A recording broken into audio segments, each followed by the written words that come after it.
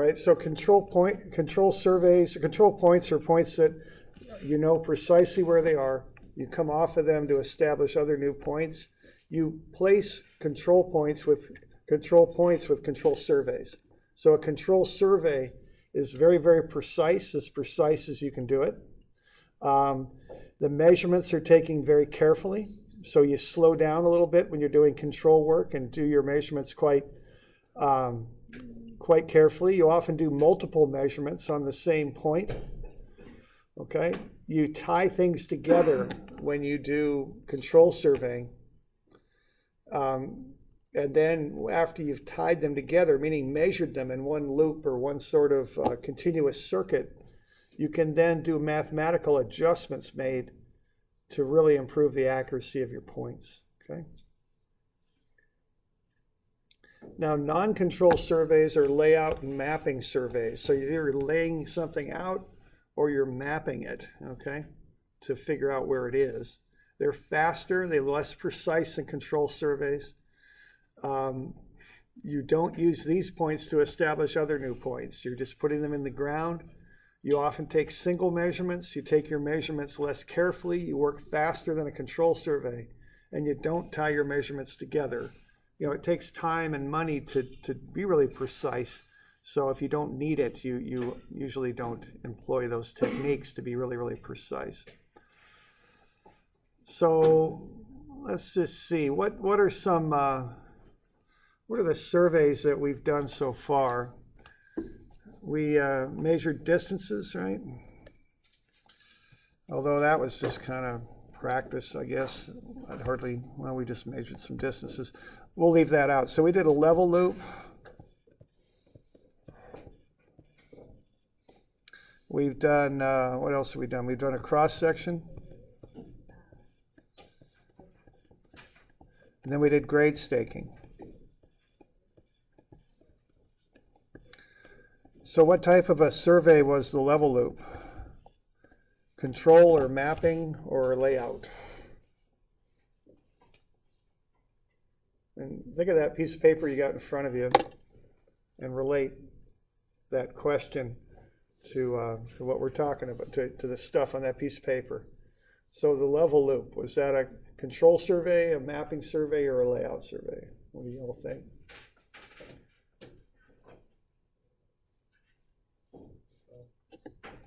So, okay, that was control, okay? And the keys to it being control is we came off of a benchmark, surveyed in a loop, and came back. Remember that? We did mathematical adjustments to fix any error we had. And we took multiple measurements on the same point. We surveyed to it, we surveyed off of it to go around in that loop. We tied everything together and did those mathematical adjustments. Okay. All right. So that's a level loop. That's a control survey. How about the cross sectioning? Was that control or layout or mapping?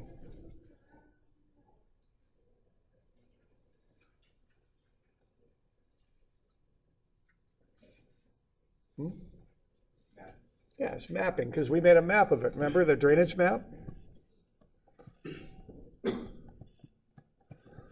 How about grade staking? Is that control, mapping, or a layout survey? It's a layout survey because we already knew where those points were on a map. Now we're taking that map and transferring it out to the ground to set the map in the ground. Okay. And that's one of the jokes of surveying, right? The person in the office says, "Why did that take you 8 hours to shoot that line? It's only this long on the map." Okay. Yeah. Okay. And that usually happens when you're splattered with mud and coming in after a long day and all that, right? Okay. Okay. So those are the types of surveying that are done. I remember I was setting some property corners once, and they weren't quite tying in. They weren't tying in just right. And it turned out I was not on a control point. I thought I was, but I wasn't. That wasn't marked clearly. So I was on just a regular property corner that had been set. It wasn't looped in. It wasn't precisely measured. So I think I was a little bit off from where I was shooting the points from, and that's why I was a bit off on where I was setting them. Okay. So let's look at another type of control survey called a traverse. Okay. So a traverse is a control survey that's done on horizontal data. So what you're doing with a traverse is you're setting X, Y coordinates for points. All right, that's your goal with a traverse, is to set control points of precisely known coordinate. So what we're going to do with a traverse is start at a known point of known XY coordinate, which actually, remember, surveyors don't use XY, they use YX, okay? So start on a known YX coordinate, go surveying somewhere, and then end up on a known YX coordinate. Okay, so that's what you want to do with a traverse. And then you want to know precisely where those points are set that you survey as you work your way through. Okay. So these surveys generally start and end on points of known coordinate. And this is on page about 812, I think, 811, 812, somewhere in there. Is it 811? So 811. Okay, so what you do is you survey together a series of known, you survey together a series of distances and angles. You link the lines together as you go, all right? So you take your field data from a traverse and you mathematically correct it, is the term. That uses statistics to get those coordinates of the points and change them mathematically to get them as perfect as you can, because we never do perfect field measurements. Our goal here is to make them just as good as we can and to set precise coordinates on the points. The two main uses for a traverse, one is boundary surveys. Okay, so if you're surveying in someone's boundary, where their property is, you always want to be just as good and precise on that as you can. Okay, because people get in disputes over property ownership. You know, you don't want to get on the wrong side of one of those disputes. So you do this work just as precisely as you can. The other thing you can do with this is set horizontal control networks. So if I'm going to work on a project where I need to start laying stuff out, the first thing I'm going to do is set a control network through it. Okay, I'm going to traverse or do some, or use GPS or do something just as carefully as I can to set the points to the best level of precision and accuracy that I can. Okay, so that would be the first step in doing a project.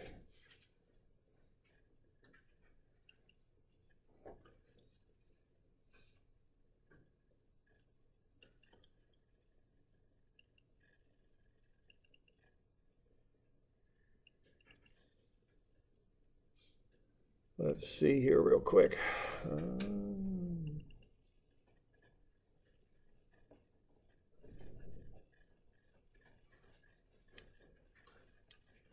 So let's say we're going to survey in a piece of ground,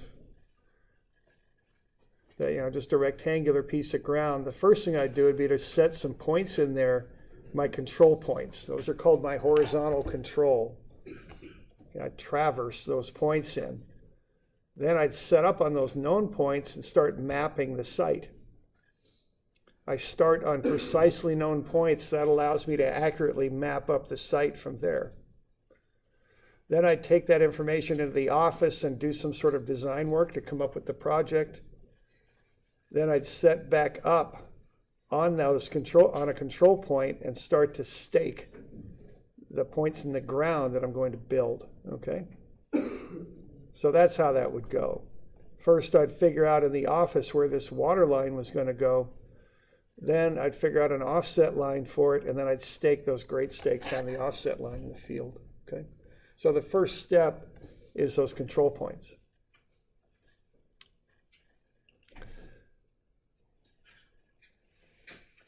All right, so let's kind of go through this and see how this works. Now this is one way to set control loops. There's a few different ways to do this. This is a little bit of the old school way, but it's still done a good bit. GPS, if you can use it, might be quicker than this, but that might be a little dependent on the size of the job and amount of tree cover and all that sort of stuff. So let's kind of start in on this from a traverse perspective here. All right, so what we're going to do is we're going to develop some data. So you're going to do this on Thursday, actually. You're going to head on out into the around our courtyard here, and I'm going to set you up some points, and you're going to measure the distances and angles between the points and lines. Okay. So over there on the left, we've got some of the stuff there: the title, the date, the weather, the crew, a little map of the site with the north arrow and all that. Then we've got the data that we're going to keep. So what we're going to do, we're going to have a station. There's 4 of them, A, B, C, D, then back to A. Then we're going to measure the distances between the stations. So those go on the lines between the stations, okay? Then at every one of these 4 points, we're going to measure an angle. We're going to do a single, a double, and an average. So the average is really our best measurement on that. Those go right across from the points because the angles are taken at points, okay? So what I'm going to end up with then is this 4-sided figure measured. I've got the distances and the angles for each point figured out, all right? We're doing all right with that? Okay. Now I've got a known point that I start from, that's point A. I've got the coordinate for that. Remember, that's a northing and an easting, so that's a y and an x. I've also got what's called the basis of bearing. That's the line on the survey that I know the direction of, and that's called out as an azimuth, okay? So there we go, all right? So that's what happens out in the field. And that's what you'll be doing on Thursday. Okay. Now I'm going to do a bunch of calculations on this. So I'm going to do this kind of in a spreadsheet sort of mode. I'm going to just march on through this in a data sheet. Okay. And I think I've got a data sheet for you to work off of for this. So what we're going to do is go through how you adjust one of these traverses, and that's on page 821. So you can pull that out of your book and kind of follow along in the notes. And we're just going to transfer all this information to that data sheet. So I just take that out of your notebook and just kind of copy along as we go through it. Okay? So that's our best field data there. All right. So notice first, the distances are between the letters because distances are measured between points. The angles are across from the letters because you measure angles at points.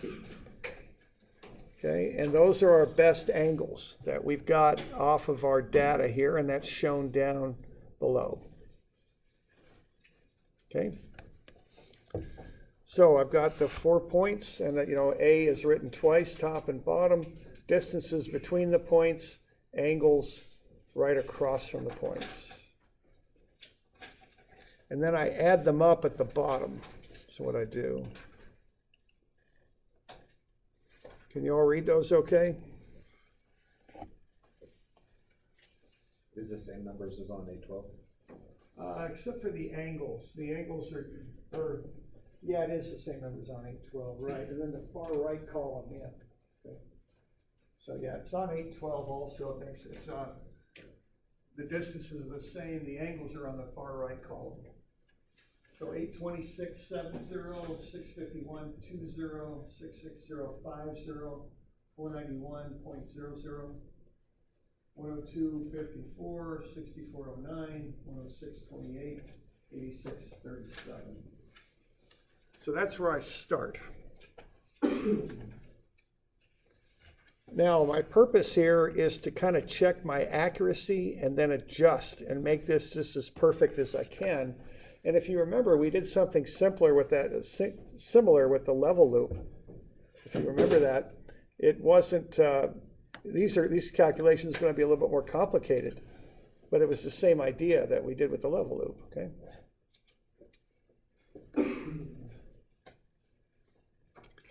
Now I'm going to add everything up. So the total distance around is 2629.40. And when I add up those angles, I get 360.08. Okay? When I add them up. So that's what I start with.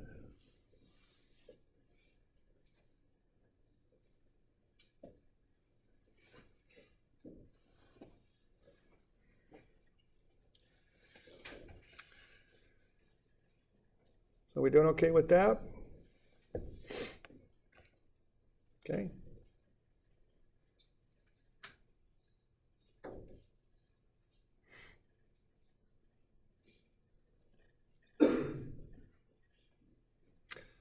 All right, we good? Or everyone got it? That needs it? Okay. Everybody good? Yeah. Up there? We're good?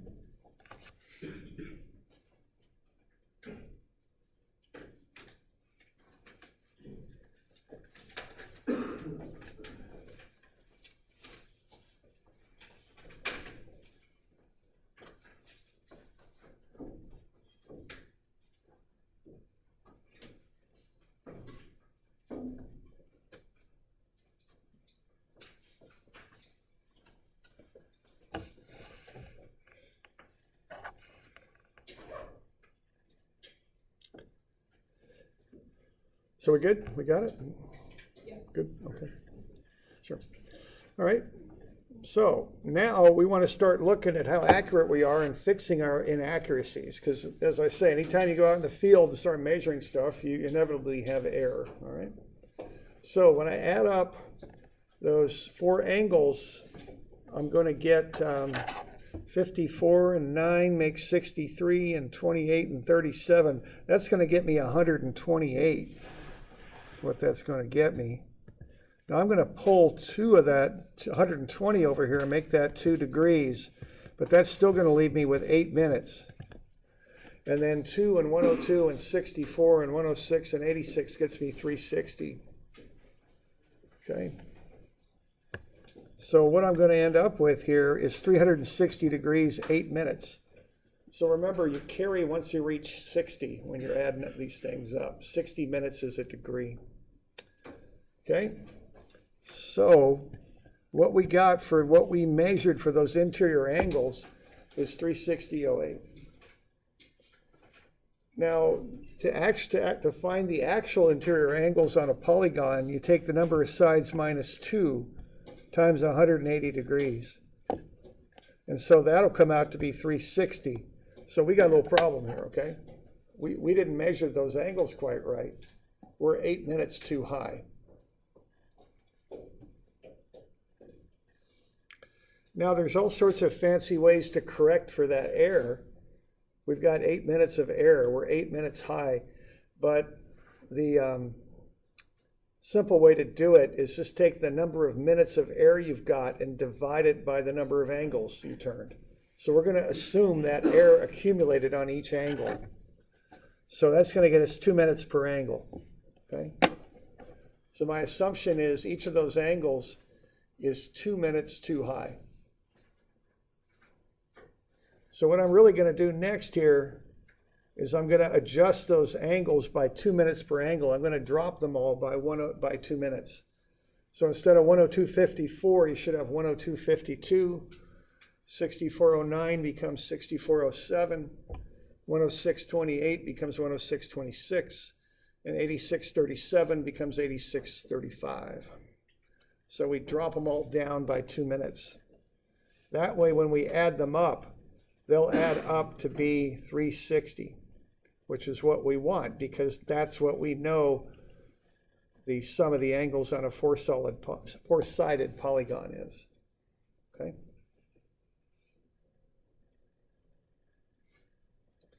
So that's the first correction that we do, is we fix the angular error. Okay, now on Thursday, this came out nice and even. 8 minutes of error, 4 angles, 2 minutes per angle.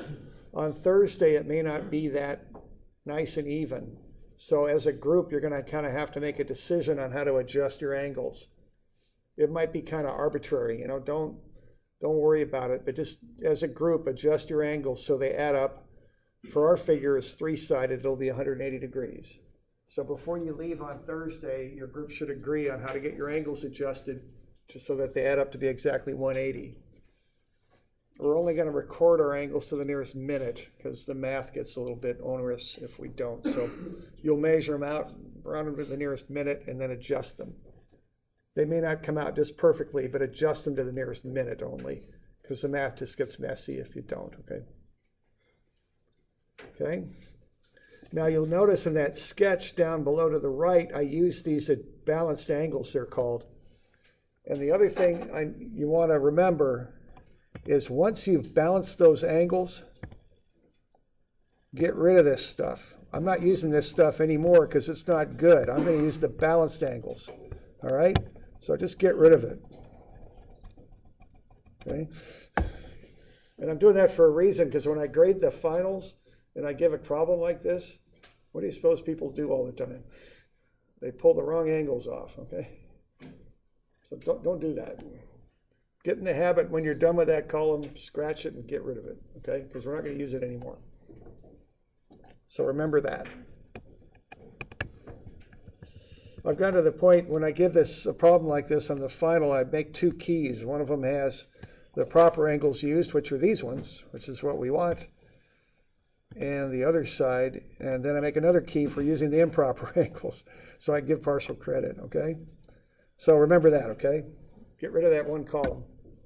It's no good. After you've adjusted it, you're done with it, okay? All right, now the next thing we want to do is find the azimuths, okay? So AZ, that means azimuth. All right, so we got to go through and do that.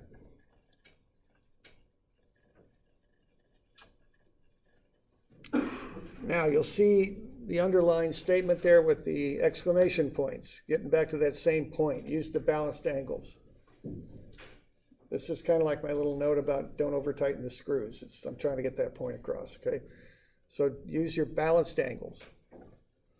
And this is one reason why you did that homework assignment that you're turning in today. So you can do this, okay? So what we've got our basis of bearing, it's called. That's the starting line that you start from. So there's our basis of bearing. It's 3843 azimuth, okay? That's an azimuth of 3843. I like to do these calcs in azimuths because they're a little bit easier.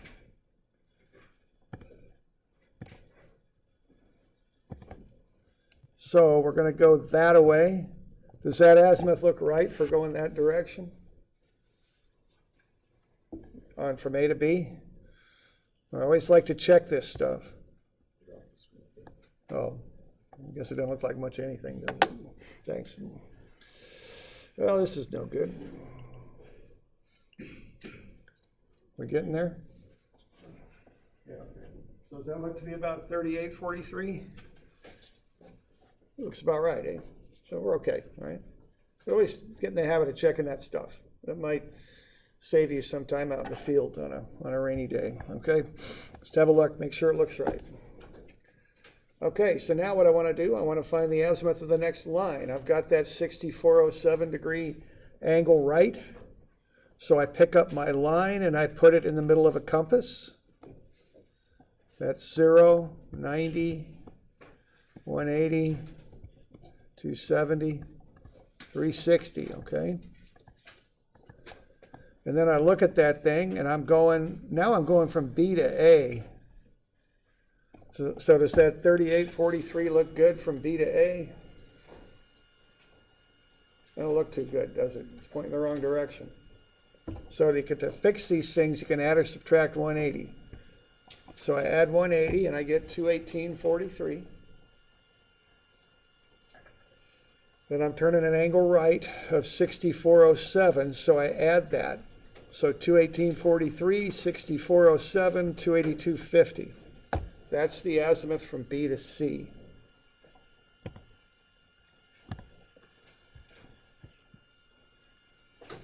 Like that, okay?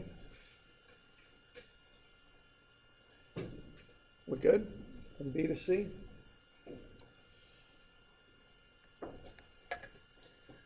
So now I got the azimuth from B to C. Yeah, question? So does that go in between? The azimuths, yes, the azimuths go between, because an azimuth is between 2 points, right? Okay. Okay, now I got BC. I want to go up to CD now, so I pick up that angle. So I'm going to pick up the angle BCD, put it in my compass, and then I've got a 106.26 for the angle. I look at CB now, because you always go on the compass from the center out. And again, that don't look like 282.50 to me. That's somewhere between 90 and 180. So to fix that azimuth there, I'm going to subtract 180 this time. You can always add or subtract 180, whichever will work out better for you. And when I do it, I get 102.50. That looks about right. I'm turning an angle right of 106.26. So 102.50 plus 106.26 is 208.76. Carry 60 minutes over, it's 209.16. That's from C to D. That doesn't look too bad. Okay.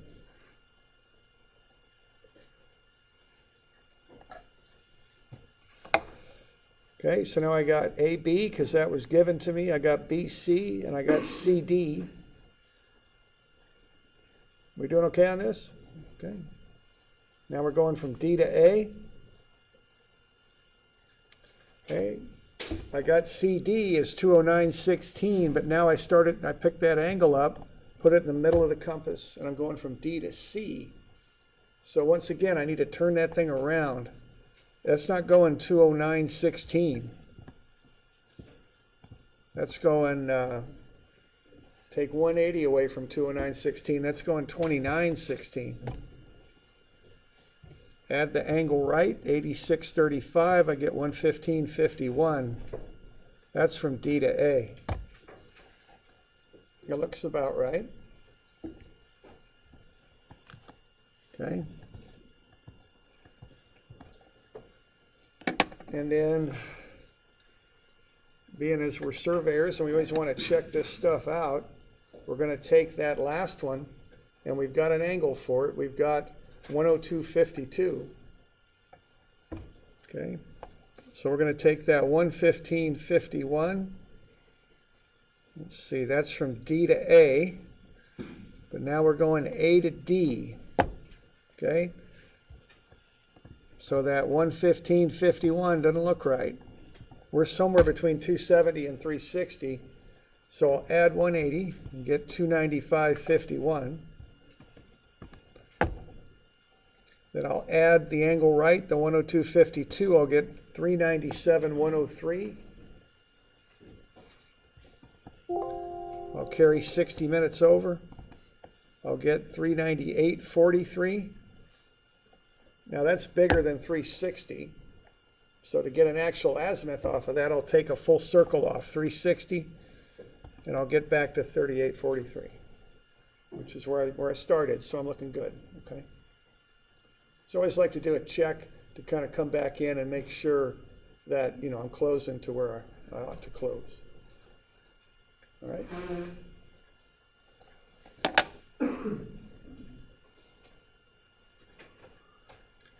So what I'm doing there, I'm going from those angles in my original azimuth, and I'm finding the azimuth of each line. That's what I'm doing. Okay.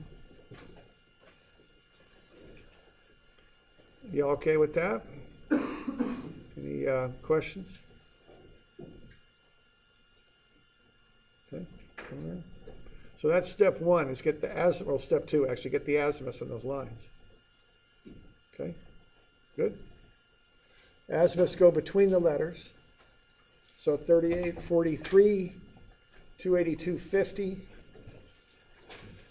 209.16 and 115.51.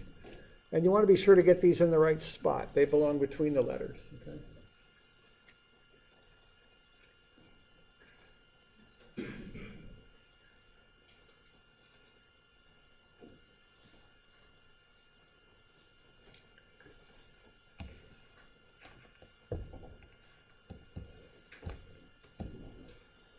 Okay, so 38.43, 282.50, 209.16, and 115.51.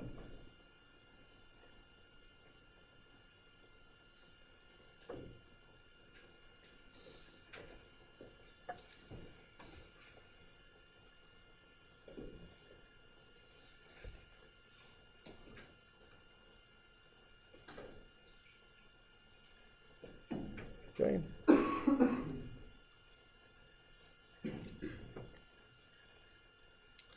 All right. Now, the next thing I'm going to do here is I'm going to do some trigonometry with these lines. But before I do it, I want to get those azimuths into a form where my calculator will do trig with them pretty easily, okay? So I'm going to find decimal azimuths now. Okay. So I'm going to take each one of those readings in minutes and divide it by 60. Okay, so that'll be the deal. So I'm going to take 43 over 60, 50 over 60, 16 over 60, and 51 over 60. That gets me into decimal, which makes it easier to do the math on this stuff, to do the calculations. Because calculators usually aren't set up to do calculations with degrees and minutes. They like decimal degrees, is generally the deal. Now, when you do this, go at least 4 decimal places, because you'll start losing precision if you don't, and it'll throw your stuff off a bit. So take it out to 4 decimal places, okay? So I get 38.7167, 282.8333, 209.2667, and 115.8500. So I'm just taking the minutes part and dividing that by 60 and then just putting the degrees back on it. That's what I'm doing. Okay. And I'm just doing that simply so I can do the calculations easier. So I'll put that in the next row over, or next column over.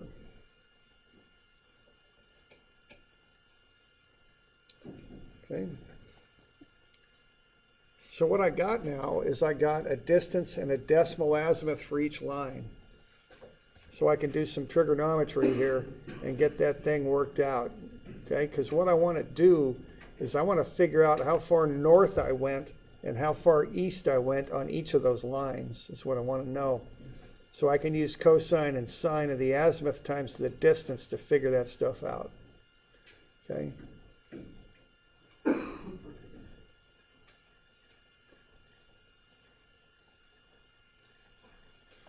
So I just do the trig there, cosine of the azimuth times the distance for each one of those. And I'll take that out to the 100th. That's what I measured to, and that's the level of precision I want. So what I'm doing here is I'm making a right triangle out of that line with what's called, and they got special words for this, of course. The northing is called a latitude, and the easting is called a departure. So the northing is the y, that's the latitude. The easting is the departure, and that's the x, okay? So I'm breaking this thing into latitudes and departures. Now, it's a little different than what you might be used to. The y distance is cosine. The x distance is sine, and that's because we're using azimuths. We're not using angles with the horizontal, we're using angles with the vertical. So that might switch the trig from what you normally think, okay? So the latitude, the y, is cosine azimuth times distance. The departure, which is the x, is sine azimuth times distance. Now that's right on your formula sheet when you need it. It's over on the right on the top, okay? So what you're going to do then is calculate latitudes and departures. Okay? And I went ahead and did that, and I took it out to the 100th of a foot, and I was careful to include my sign. As long as you're putting those azimuths in there, everything will come out just right, the sign and all that. So you don't need to worry about anything, you just run the numbers. That's really it, okay? So what I'm getting out of that are latitudes and departures, and I'm showing them on that little sketch there. And I'm on page 215. That's where I'm at, or excuse me, 815.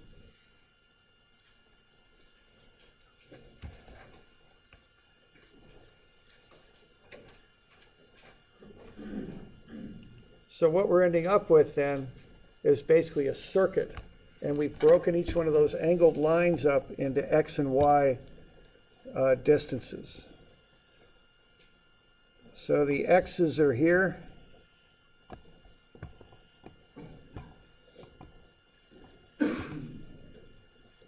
And then the Y's, of course, are here.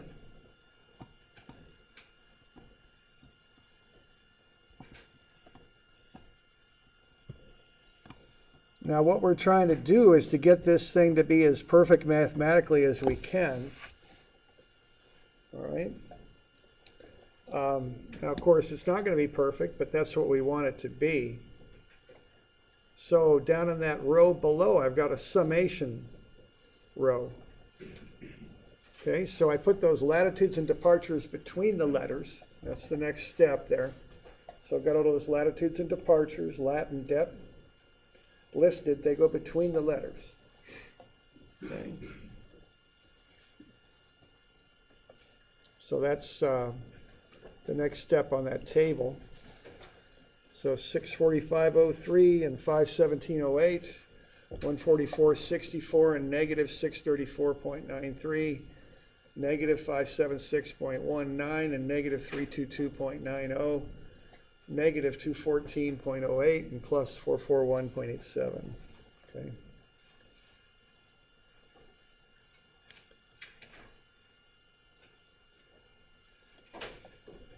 Okay.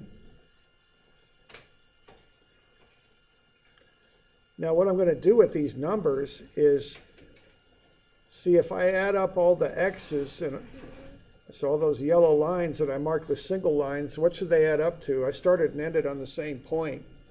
So if I add up all the latitudes, which are the Y's, what should I end up with? When I add up all the X's, what should I end up with? 0, yeah. So that's how I check for error, because I start and end on the same point, so I'm going to add them up. Okay, and when I add them up, I don't. When I add up the latitudes, I get negative 0.6, and when I add up the departures, I get positive 1.12. So what that means is I didn't end up on the same point that I started surveying from. I got error, okay? And that's fine. You know, I don't expect to close flat would be the term. It'd be very unusual to do that.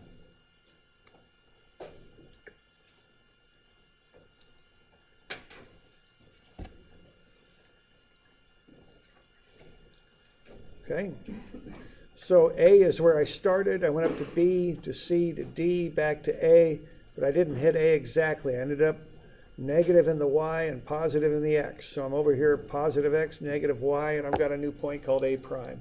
I've very much exaggerated what that looks like, but that's the idea. I didn't end up on the same point. Okay.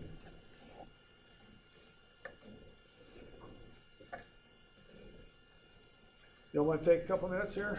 We'll finish this up afterwards.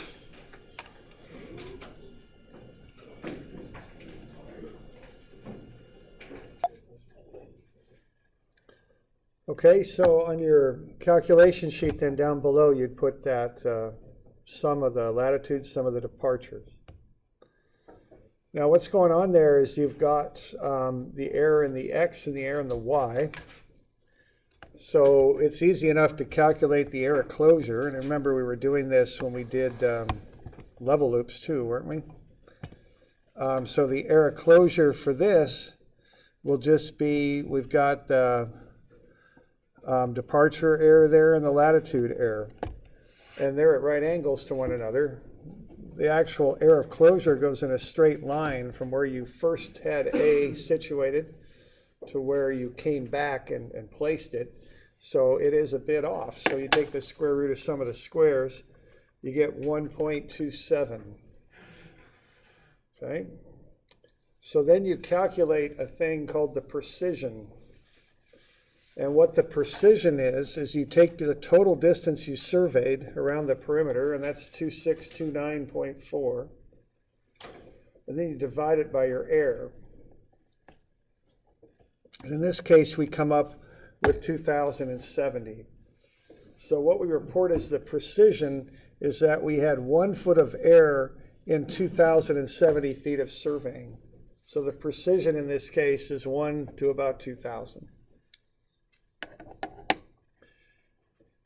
In industry, you're shooting for about 1 in 5,000 or 1 in 10,000. It just depends on the type of survey you're doing.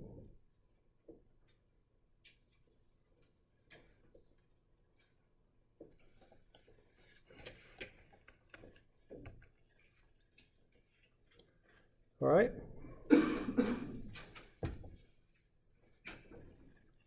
So that's the next step there. So you just want to sum up your error down below and then put in your error closure and your precision.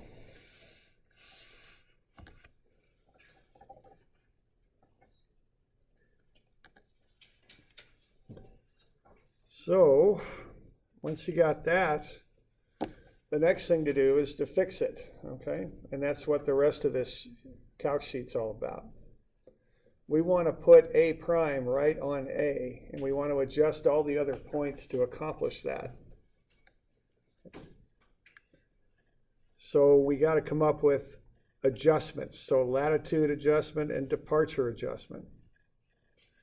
Now there's all sorts of ways to do these adjustments.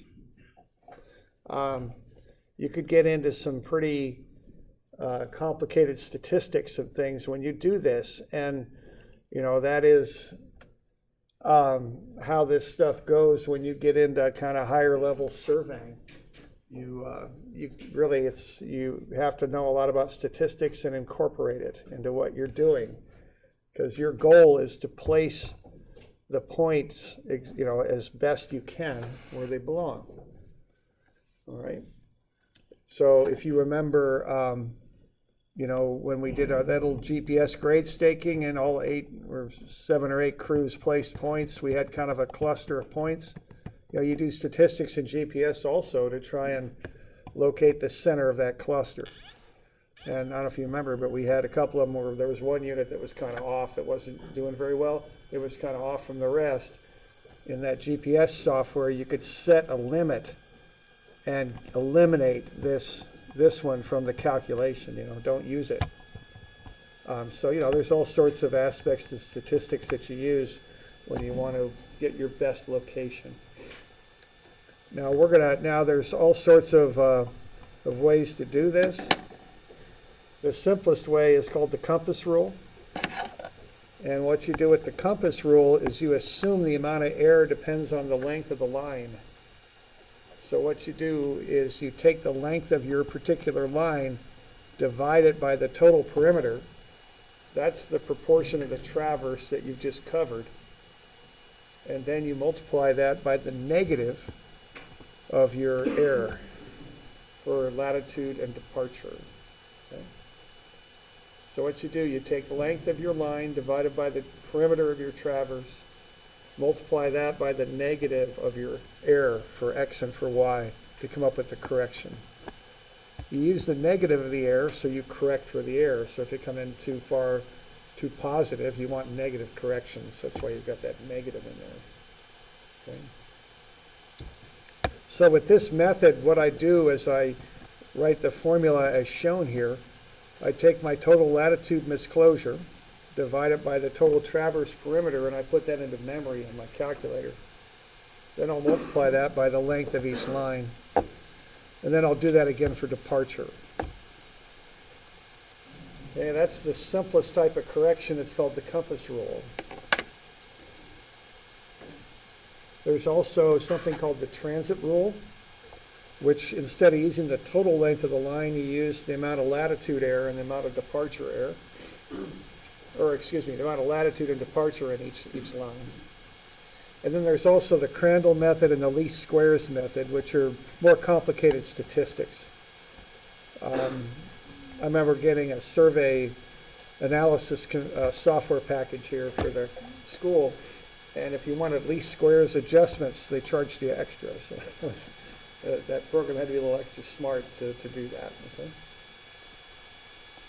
So there's all these different methods of correcting. Okay? So the garden variety way to do it is the compass rule. And when I was working, that's the method we would use. Simplest method, so I think we'll stick with it, okay? So we're going to use the compass rule to do our adjustments. I've got that on your formula sheet too. Okay?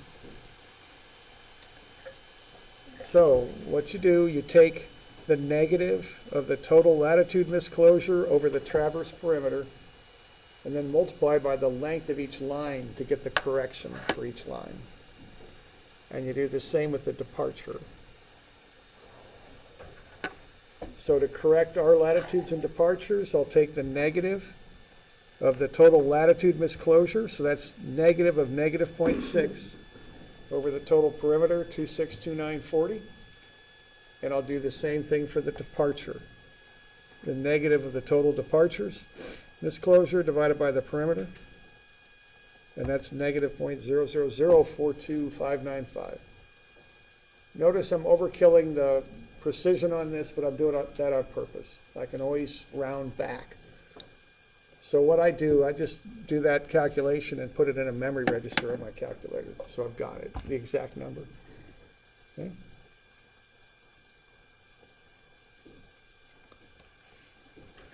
So once I've got that little constant figured out, one for latitude, the other for departure, I just multiply it by the lengths of each of the sides. I come up with the corrections and I round them to the nearest hundredth because I only shot the data to the nearest hundredth. So I'll just run through that. So I've got this constant 0.000222819, and I multiply it by the length of each side. And that gets me the correction. And then I've got the other correction, negative 0.000425595, and I multiply that by the length of each side, and I get the correction. Okay, so top one's for latitude, bottom one's for departure. Round it to the nearest hundredth. All right, so I would, use a memory register, get that number saved somewhere, automate what you're doing so you're not, spending all day at it. Okay, that gets me my correction. So I put those corrections in there. Now I add up the corrections. The corrections ought to be the negative of the error. That way they'll exactly correct out the error. Sometimes there's some rounding problems, so I might have a hundredth or two floating around in there. I'll fix it. I always want my corrections to add up to be the negatives of the error, because I want this stuff to do what's called closing flat. I want it to go right back to where it started. I don't want any error when I'm done. So if I have to throw a hundredth or something in there to fix it, usually I'll pick the longest line or the biggest error and do it there. That's usually the most logical thing to do. All right. So we good with that?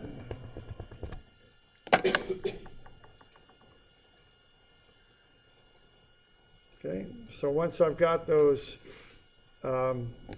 errors figured out or corrections figured out, I check them to make sure they add up to be the negative of the actual error I had, and then I just add them in to fix everything. Okay, so I take my balanced latitude and or take my original latitude and departure and add these correction factors to them. Watch your signs. Just be sure you're using the proper signs on these. Okay. So here I got a positive plus a positive, so I get 645.22. Then I got a positive minus the correction, so that gets less. Here I got a negative departure minus a correction, so it becomes more negative. Just watch your signs carefully. It's a common error to bust the signs on these. So just be sure you're watching those carefully. So that gets me my balanced latitude and my balanced departure.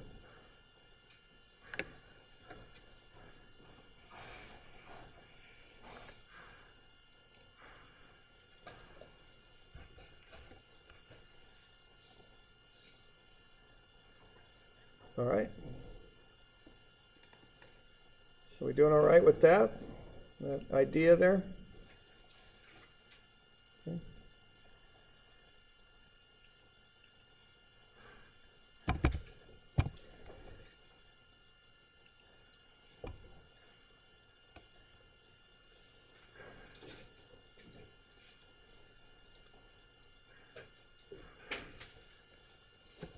Okay.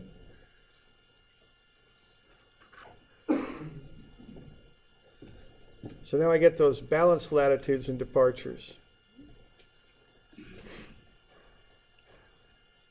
And I just fill those in on the table. So 645.22, 516.73, 144.79, and negative 635.21, negative 576.04, and negative 323.18. Negative 213.97 and positive 441.66. Okay.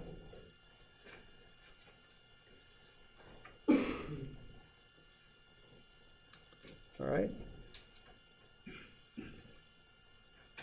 You all okay with that?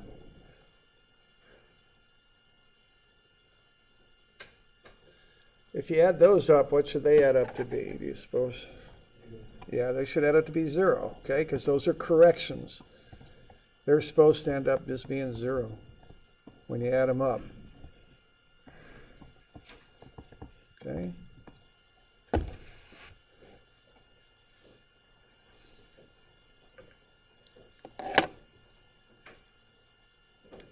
Okay, then the last step here, we know the beginning coordinate. That was given in the survey notes. It's 231.75.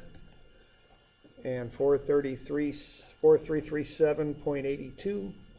I just add latitude and departure for each that goes between the lines. That'll get me the next coordinate. So I got 2631.75 plus 645.22. That gets me 3276.97. I got 4337.82 plus 516.73. That gets me 4854.55. Okay. So I'm just adding those balanced latitudes and departures to my original coordinates.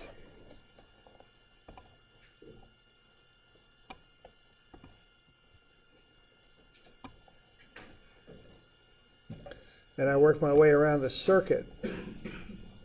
Now again, just as a check, I want to be sure when I get back to point A that that's at my original coordinate. That's the whole point of doing all this stuff, see, is to get back to that original point. So what you've got now is the absolute best work you could do to figure out where those points are at. So if those are property corners, now you can figure out the distance and azimuth between them and come up with a map. If they're control points, you can use them to set other points now because you've got them as good as you can get them. That's the idea. Okay. So on these control surveys, you always go through a set of calculations like this to really just nail them down just as good as you can. With the leveling, you know, we did a little simpler adjustments in these, if you remember, on the level loop. Now we're doing a little bit more complicated adjustment. If you're doing GPS work, you do statistical work with the software you've got. Or you look at the cluster of points you've measured because you repetitively measure those points and you come up with the best mean average of a coordinate for them. So if you're doing this type of property surveying with GPS, you'll typically set up on those points for at least 20 minutes. You just plunk a GPS unit on them, you turn it on, you just sit around and just wait and let it collect data. But every 4 seconds, it'll take another reading, and you just accumulate data. So by the time you're done, you've got 300 or more points, 500, 600, whatever. And then you've got statistical software in there that'll throw the outliers out and take what's left and calculate a mean position. Okay? So any of these types of control surveys involve that. You calculate up what you got, you then kind of make sure it's acceptable, and then you do statistical averaging to get as good a point as you can get. All right. So that finishes up, this set of calcs here. So what you end up with then is just coordinates on all those points. Okay? Which is the whole purpose of doing this.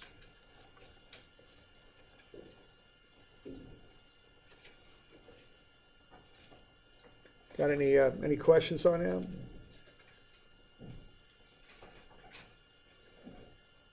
Doing all right? We'll probably look a little bit at the lab if you're good with this, and now I'm going to get you a couple of these to work through. And why don't we start by looking at what I'm going to get you to be working on, okay? Do the coordinates go in line with the letters? Yeah, they do, because each letter has a coordinate. You know what I mean? It's that's the coordinate of that point, because the letters are the points. So yeah, right. Okay. All right. So for homework here, what I'm going to get you is I'm going to get you page 841, number 1, and 842, number 3. Okay. Now these guys are a little bit of work, and you don't want to kind of get off track on these, all right? So you want to take your time on these and get them right. Okay? So 841, number 1, and then what, 842, number 3. So those are two three-sided traverses, right? Now, yeah, I'll give you data sheets for those. They're on 845 and 846. So I've got the data sheets for you.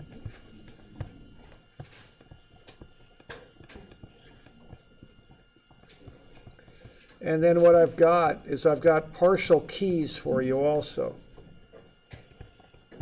And those are on the next, I think it's 3 pages, or 2 pages, I'm not quite sure. Okay, then I've got those keys, and they're on 851 and 853.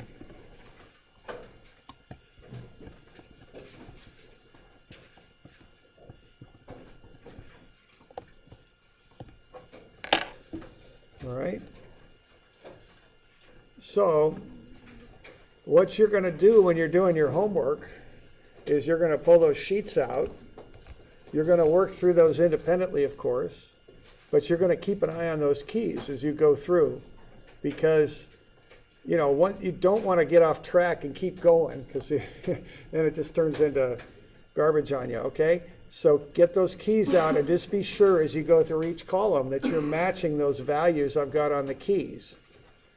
Now, the other thing you're going to remember, okay, is that after you have this column and you use it to adjust, you're going to cross it out, okay? And you're going to do that on the homework, because you don't want to use the angles from that column to do all this stuff with, because your answers will come out slightly wrong, okay? So once you get this column, which is the one you want, once you get those balanced angles, use them. Cross out that other column. Be really clear that you don't need that. Okay? You're not going to use that anymore. Okay? All right, and then as you march your way across this thing, you're going to look and make sure that you're getting the right answers. Okay? Now, if you don't, you have a nice, perfectly laid out key for how to do this stuff, right? And that's on pages what we just went through. That goes step by step by step how to do this. There's nothing creative in this. There's just a process and you follow it. Okay? And then Of course, you're not going to do this the night before class. I know that won't happen, so you'll do this early. That way, if any problems come up, you can get a hold of me, right? And you're certainly not going to do it right before class or even during class. I know you guys are all academic superstars that would never even consider doing something like that. Okay, all right. So, all right. Okay, so that's how we're going to get through this. You can tell from how I'm speaking, I've had some experience with this over the years, where sometimes people get just a bit off track, and then it just kind of goes from there, and it's a little not pretty. Okay, now let's look at this lab we're going to do, because we got a little bit of time, and I don't like getting pressed for time on labs, even though we usually do. Okay, so you guys are all experts now on how to set up those instruments and run them. So now you're going to do it to measure these traverses, okay? I'm just going to set up some pretty simple triangular traverses. Everyone will be on their own. We'll be on the second floor here of the courtyard, so we'll be up on the deck.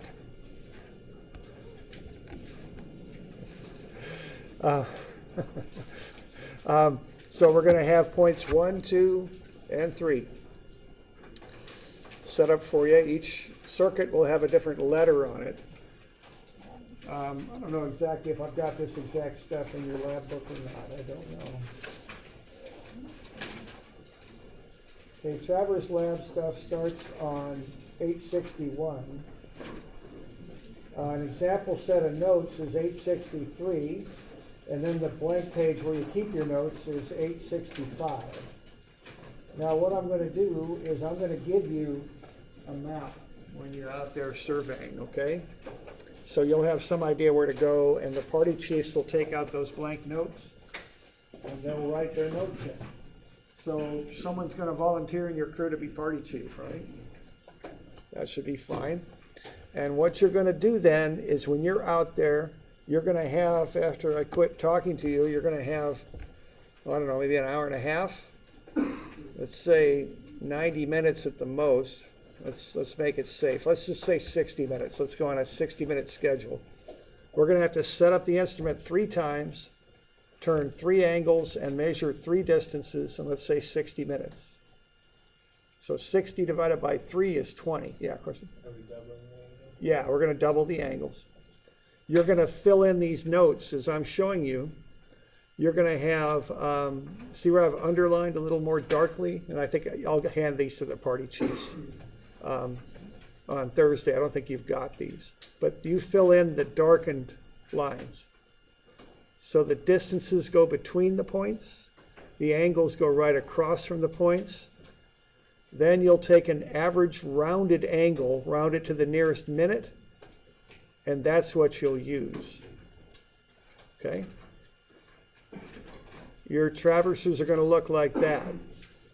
So what you need to do is turn 3 angles and shoot 3 distances. In the past, there's been confusion where people put the angles and the distances in an incorrect place on the notes. That blows up all the stuff too, so be careful of that. Get the stuff in the right location. The angles just go right across from the number where they were measured. The distances go between the points that were measured. Okay? So just, if you're a party chief, kind of take your time and get that stuff right. All right? Now you'll notice in the way these things were set up, from point 1 to 2 is due north. Okay? So that'll be your starting azimuth. Your basis of bearing will be due north. And then I'll get you a coordinate sheet, and you will,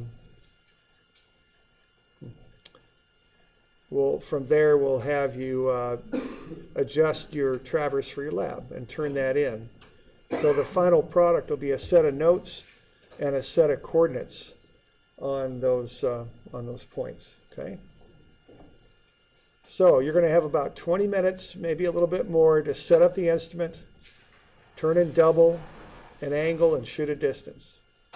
Each person on the crew should run the instrument once, if we can make that happen, because I want people to get at least a little bit of time, get their hands on it.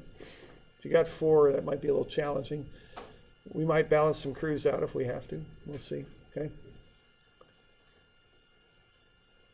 Okay, now, you don't have to go in the order that the points are listed in the notes. If it's a little crowded down in some area where you want to work, you could measure these in any order you want, okay? You don't have to measure them 1, 2, 3. You can go 2, 3, 1 or 3, 1, 2 or whatever the heck you want. It doesn't matter.